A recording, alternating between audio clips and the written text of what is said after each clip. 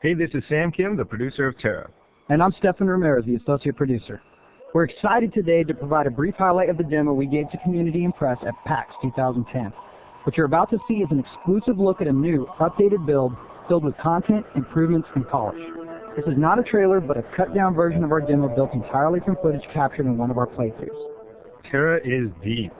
It doesn't have a story, it is a story. And progression in TERA isn't just about levels, items, or skills, but about moving the story forward and finding more about the world and your role in it as a player. Which brings us to why we're here today. The Valkyrian Federation has tasked an elite band of warriors to take down Turkasia and her evil band of cultists responsible for countless deaths of Federation citizens. I am Medjai the Priest. This is Atelius the Berserker. Brutus the Lancer. Zane the Archer. And finally, Bartholomew the Slayer, or Bob for short. To recap on the adventure thus far, the Valkyrian Federation called us to investigate any potential threats on the island of Dawn. There we found clues of a secret and dangerous cultist organization leading to the smuggler's hideout. There, the party encountered the Rock Monster, where Brutus protected everyone with his shield. After defeating the Rock Monster, the party found clues of the cultists leading us to the excavation site. The Federation awarded us with mounts and skills plus material for crafting. I chose weapon crafting. Bob chose butterfly gathering. Good job, Bob.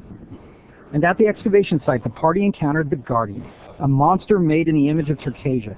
The Guardian was tough, and we almost didn't make it. Bob died 4 or 5 times, people were flying all over the place, and even Brutus went down. Luckily, we managed to defeat the Guardian and track the final location of Turkasia, leading us to the cultist refuge. Our mission? To take out Turkasia.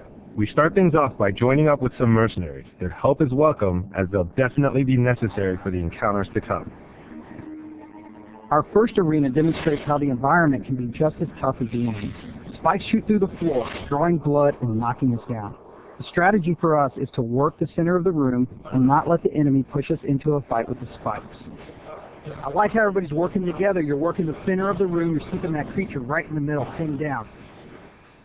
This room really separates the men from the boys. The trick is to pay attention to the actions of the monster as well as the party around you.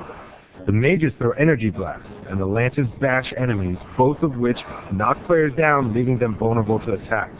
Those lances can do just as much damage as our guys, but they're huge. Look at those shields. The party has to work together and really support each other to make it past this room. This is a classic example of looks can kill. What looks to be a captive woman is actually a high priestess in disguise.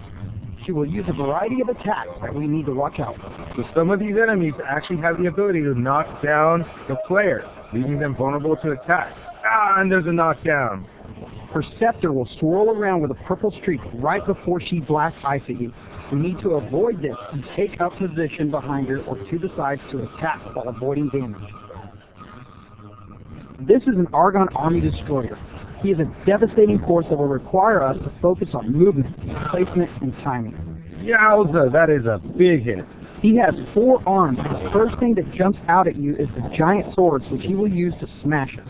Notice how that chest is glowing. That actually means the Argon is running low on health and that he's getting more and more desperate with his attack. He can throw both of those swords down with electricity. We have to avoid this and use our agility to dodge and block off. He also has a tendency to move all over the place. You see him drop 2 of his massive arms down, vault himself forward, and slash with his sword all at once. We really need Brutus and Atelius to get in there and keep his attention. With Bob slashing and rolling, and Zane utilizing his charge attacks for lethal damage from range. Medjai has to heal and stay alert during this encounter if we hope to survive. Turkasia is the reason why we're here, and our mission is to avenge our countless fallen comrades. But this encounter won't be easy. Here comes Turkasia. There she comes, she's charging. Jump! Get out of the way! Dodge! Careful, she'll run right through us! Your number 1 defense is to move yourself out of the way. It's all about placement and timing. Watch for those tentacle attacks. Turkasia has 2 incredibly powerful physics that do massive damage, as well as spinning blades that decimate any nearby opponent. Combine these with countless powerful ability combos and an impenetrable defense, and you have one of the strongest foes ever faced. Juggling with teamwork and awesome heals will prove that it's possible to take her down. That wraps up our PAX 2010 demo of TERA. If you like what you see now, you'll love what we'll have at launch. We're continuing to build, improve, and add content, and there's a lot more in store for the future. Soon we'll be providing even more depth around things we touched upon today, like story, instance dungeons, crafting, enchanting, mounts, and much more. TERA is coming in 2011, and if you haven't already done so, check out our website, tera-online.com, and join our community for inside info on what's in store.